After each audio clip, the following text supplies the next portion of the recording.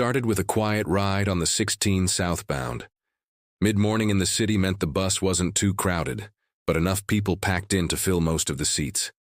The usual mix of sleepy-eyed workers, headphones in, eyes glued to their phones, moms with strollers, students scribbling in notebooks, and a few older folks watching everything like it was some kind of live performance. The kind of scene you see every day. Unremarkable, but real. Nobody expected anything different. Not until a small gesture cracked open something far bigger than anyone riding that bus could have guessed. He was 17, wore a gray hoodie, some beat-up Nikes, and carried a backpack that had seen better days. His name was Malik. Just another black kid trying to get through his day. Nothing flashy, nothing loud. He wasn't looking for attention. He never did. That morning, he had his earbuds in, head low, eyes drifting out the window. He had math homework in his bag, a job interview later that week, and the usual weight of being young and invisible in a city that too often only saw what it wanted to see. She walked onto the bus at the next stop. Late 20s, maybe early 30s. She moved carefully, one hand resting over her stomach, the other clutching the rail as the bus jolted forward.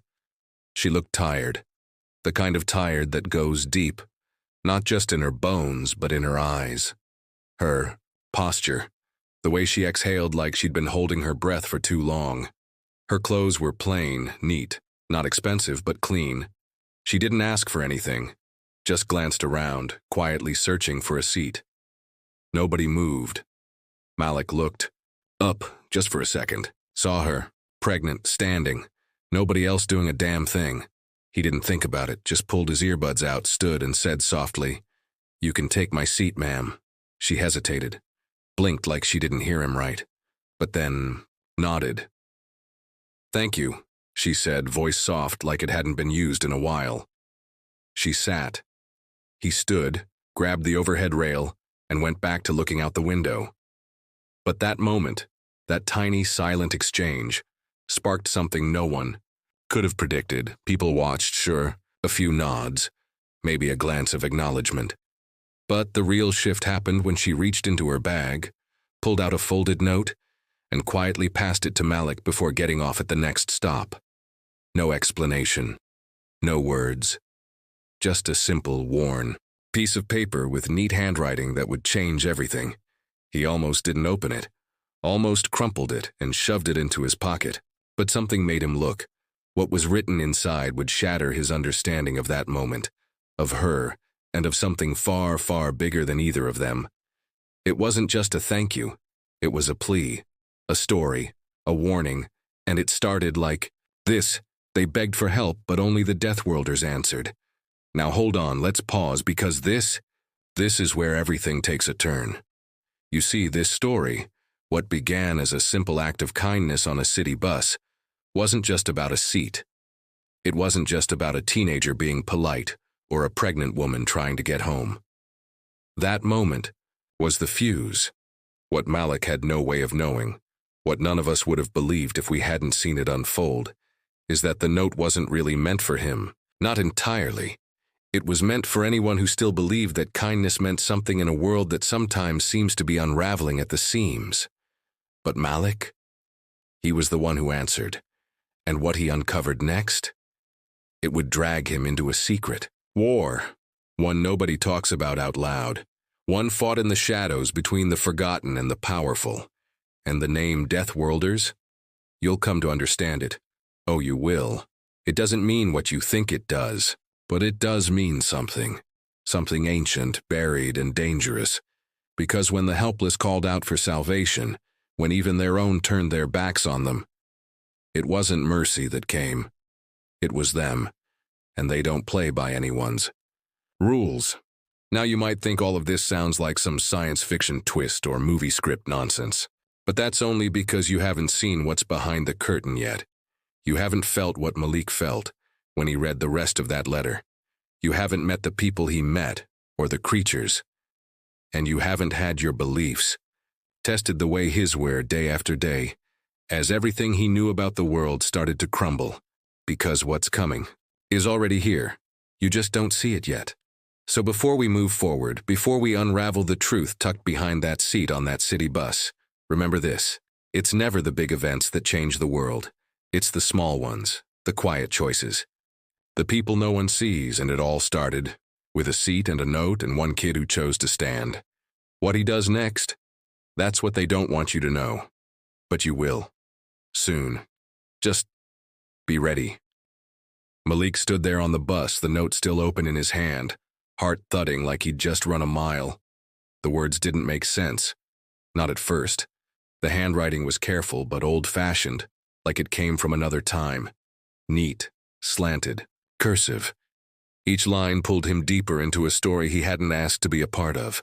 The first few sentences were confusing, talking about watchers, about silence and betrayal, about a hidden cry for help that was ignored by the light but heard by the dark. He didn't know what any of it meant, but something about the way it was written made him keep reading. It felt personal, urgent, like it had been meant for him all along, even if that made no sense. By the time he looked up, the woman was gone. Just vanished into the crowd at the next stop, like she'd never even been there. He scanned the street through the window, hoping to catch a glimpse of her, maybe call out, but nothing. The sidewalk was empty. The note had a symbol at the bottom, a circle with 3 lines crossing through it diagonally, like a star fractured in pieces, and next to it a phone number, or at least something that looked like one. But the area code didn't make sense. It started with Oro 17 and then had too many digits. Some of them weren't even numbers. He stuffed the note into his hoodie pocket and got off 2 stops later, his usual transfer point to the 5 line. But he didn't go straight to the other bus. Instead, he sat on the bench outside the gas station and pulled out the note again, trying to make sense of it. Who was she? Why give him the note? And what did Deathworlders even mean? He remembered hearing something once, on a podcast maybe. Some conspiracy stuff about hostile planets and rumors of Earth being one of them. Deathworld. That's what they called planets that were too dangerous for most species to survive on. Extreme weather, dangerous predators, toxic plants, disease, violent environments, places that tried to kill anything that lived there. Earth checked a lot of those boxes, but that was just science fiction, wasn't it? Still, the word stuck in his head like a splinter. Deathworlders. It didn't sound like a name someone would give themselves, more like what others called them. And that line, they begged for help, but only the Deathworlders answered. That haunted him the most. Who begged? Who needed saving? And what kind of help were they talking about? He didn't tell anyone about the note. Not that night, not the next day.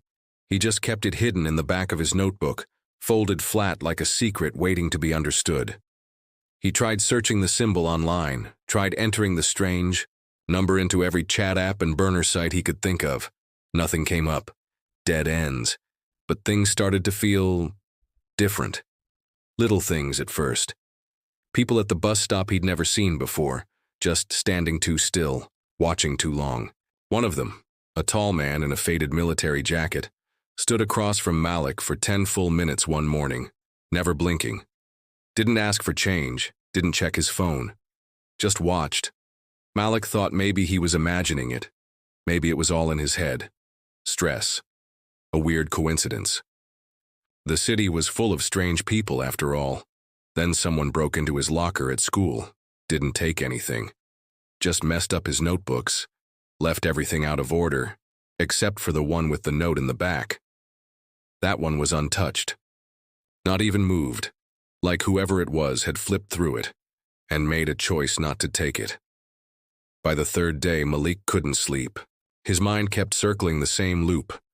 Her face, the quiet thanks, the way her fingers trembled when she passed him the note. She hadn't looked scared. She looked desperate, like she'd made a choice that couldn't be undone. That night, he finally tried the number. He didn't expect it to work. It didn't ring, didn't buzz, no dial tone, just silence. Then a click and a voice. "You were seen," the voice said. Calm, measured, not human. Malik froze. What? Who is this? No names, no questions. You read the note? That's enough. You are now a variable.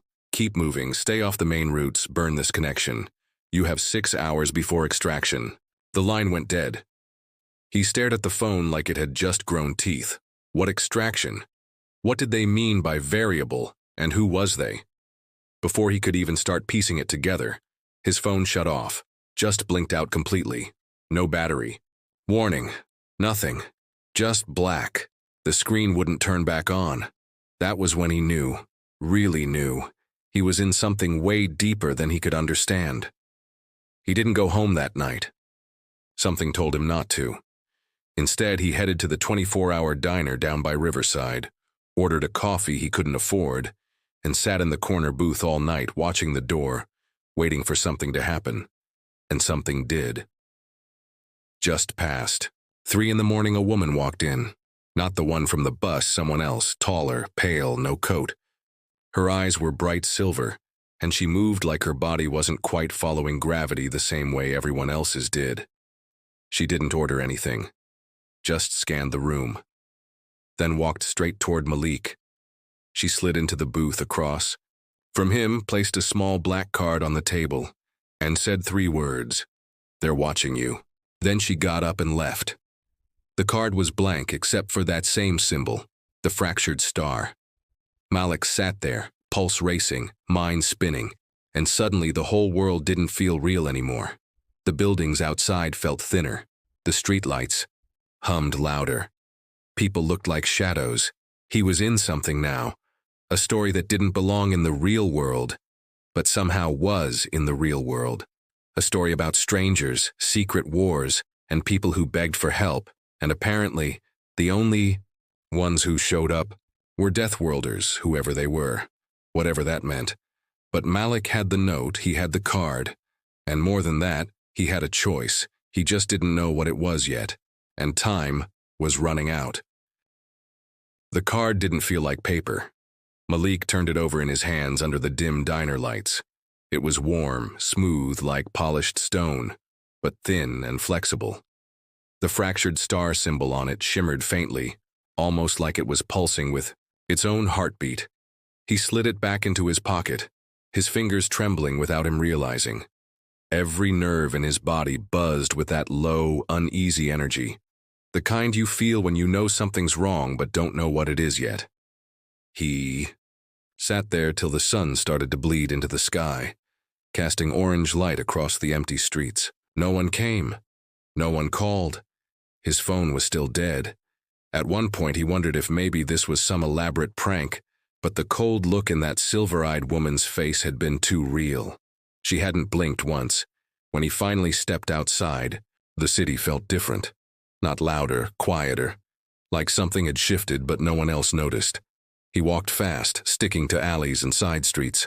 The weight of the note in his notebook and the card in his pocket made him feel like he was carrying something radioactive. By the time he reached his building, the first-floor laundromat was open. Mr. Nari, the old man who owned the place, nodded at him like usual, but something in his eyes flicked to the pocket where Malik had stashed the card. Just a second too long. Malik didn't say anything, just went upstairs, locked his apartment door, and pushed his dresser in front of it. He knew his mom wouldn't be back till late. She worked double shifts at the hospital. He didn't want to drag her into whatever this was, but he wasn't alone. When he stepped into the living room, the TV was already on. He never left it on. A grainy image flickered on the screen. Not a show, not a channel. Just static with shapes moving in and out, like smoke patterns, shifting through the snow. Then a voice crackled through the speakers, low and distorted but clear enough. "You've already made contact." Malik didn't answer. Couldn't. "You opened the note. You took the seat. That was the test." "What are you talking about?" he whispered, more to himself than the screen. There are 2 sides to every war, one loud, one invisible.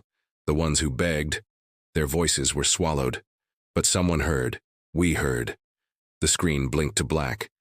Then a single phrase appeared. "Stay. Awake. Stay mobile." Then silence. Malik sat down hard on the couch. He couldn't even think straight. His brain felt scrambled. What war? What voices? Why him? He should have just ignored the note. Should have kept his headphones in, let someone else deal with it. But he didn't, and now it was too late. Across the city, things were already moving. People he'd never met were watching him, but not all of them were people. Some of them weren't anything human. A man in a rust-colored coat watched from the roof across the street, eyes hidden behind reflective lenses, his hands tapping something on a device that didn't have a screen. He wasn't there for backup. He was there for cleanup if needed. 3 stories below in the parking garage beneath Malik's building, a black car sat with its engine off, but heat still radiating from the hood. 2 people sat inside. 1 woman, 1 man, both wore plain clothes, too plain, like a uniform made to not be noticed. "He's awake," the man said. "Then we wait for the others. They're going to move soon. He's the breach point." The woman didn't respond. She was staring at something on her tablet. An image of Malik stepping onto the bus, the exact second he offered his seat. "It always starts with kindness," she muttered. Meanwhile, back in Malik's apartment, the lights flickered once, then again, then went out completely. He grabbed his flashlight and his backpack. He didn't know where he was going, but he knew he couldn't stay. Something about that last message stuck in his head. Stay mobile. That meant someone was tracking him, or something. Either way, staying put wasn't an option. As he zipped his hoodie and slung the backpack over his shoulder, he noticed something strange. The hallway outside his apartment door was completely silent. No footsteps, no pipes groaning, no elevator. Just a vacuum of sound. He pushed the dresser aside slowly, opened the door, and peeked out. The hallway was empty. Too empty. No light came from under any other doors. The fire exit signs were dead. Even the windows seemed wrong. He stepped out, heart hammering. That's when he heard it. Not footsteps. Breathing. Not from a human. Not loud, but layered. Like 100 lungs all drawing breath in perfect sync. And it was coming from the stairwell. He didn't wait. He ran for the fire exit on the opposite end of the hall, slammed the bar, and burst into the alley behind the building. Cold morning air hit him like a slap, and he didn't stop running until he was 6 blocks away. He ducked into an abandoned auto shop, hiding behind a rusted-out truck, catching his breath. His phone buzzed, suddenly alive again. But there was no call, just one notification. "You are seen. Stay in motion. Help is inbound." The message vanished before he could screenshot it. That's when a door creaked open on the far end of the shop. A figure stepped inside. Not the silver-eyed woman. Not anyone from the bus. This one was wearing body armor, dark, matte, unfamiliar. A helmet with no visor, just a smooth surface reflecting the faint light. Malik held his breath. The figure didn't speak. It raised one hand, palm out, a sign of peace. Then opened its other hand and dropped something on the floor, another card. Then it turned and walked out, disappearing as quietly as it came. Malik crawled forward and picked up the card. This one was different. It had the same fractured star symbol, but beneath it a new line had been etched into the surface. Your planet was never neutral. His hands were shaking. His mind raced. None of this was random. None of it was chance. Something was waking. Something ancient. Bigger than governments, bigger than history. A silent war was happening, and the only reason Malik was alive right now was because he'd done the one thing no one else had. He gave up his seat. And the people, or things, who answered the call, they were coming. The air inside the abandoned auto shop grew heavy. Not hot, heavy.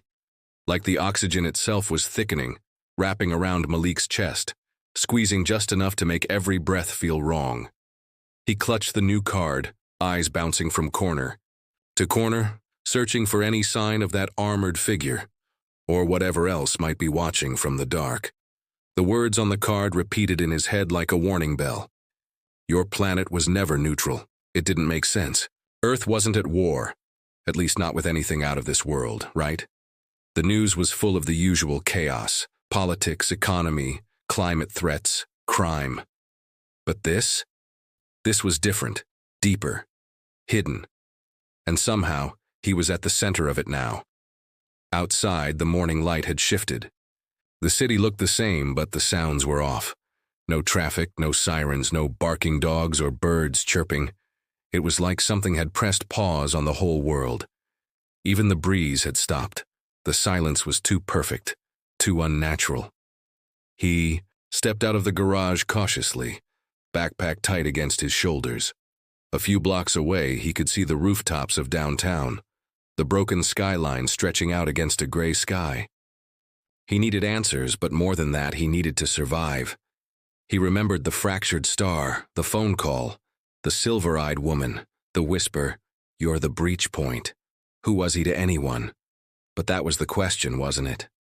Malik turned. Down an alley, sticking to shadows, checking behind him every few steps.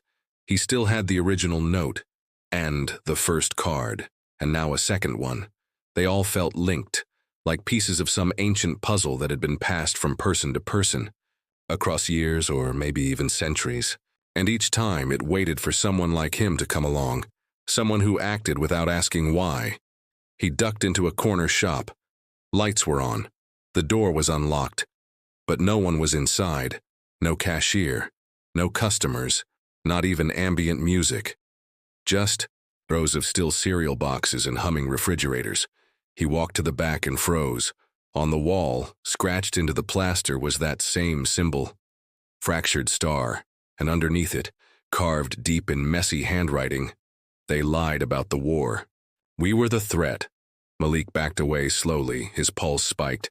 Every new clue was worse than the last, like digging for the truth just made the hole deeper. Then came the buzz. High-pitched, not a phone, not mechanical, something alive. Turned and saw them, 3 figures at the end of the aisle. Not armored this time, not in military gear, just plain clothes, hoodies, jackets, jeans. But their faces weren't right. Too smooth, no pores, eyes too wide, too bright, skin too pale. They stood still, heads tilted slightly, like curious animals pretending to be human. One stepped forward. "You've been marked," it said. Its voice was wrong. Not robotic, not digital, too clean. Like a voice run through too many filters until nothing human was left. "What do you want?" Malik asked, voice shaking. "You carry the breach," it said. "We cannot let it pass." Another stepped closer, arms at its sides, fingers twitching like it was resisting the urge to move faster. "Don't run," it said. "They will find you." Who? The ones who made you. That broke him. He turned and bolted out the back door, heart crashing in his chest. He didn't stop, didn't look back, just ran. He didn't know where he was going, only that he had to keep moving. The message said stay mobile. Whatever the breach was, whatever he'd been marked with, it was enough to make them come after him. Enough to make them afraid. And now they were hunting. He ducked into the subway, jumped the turnstile, and ran down to the platform. No train sounds. The tunnels were dead silent. He sat behind a pillar, trying to catch his breath, but it was no good. Every sound echoed too far. Every second felt like someone was just about to find him. Then his phone buzzed again. Still no signal. Still no number. Just a single message. "We're close. Hold position." And then a second. 1 second later. There. Inside the skin. Malik froze. Inside the skin. Was that what those people were? Disguises? Hosts? The weight of the cards in his pocket felt heavier now. Like they were waking up to something. Maybe that was what the breach was. Maybe he was waking up to something. Inside himself.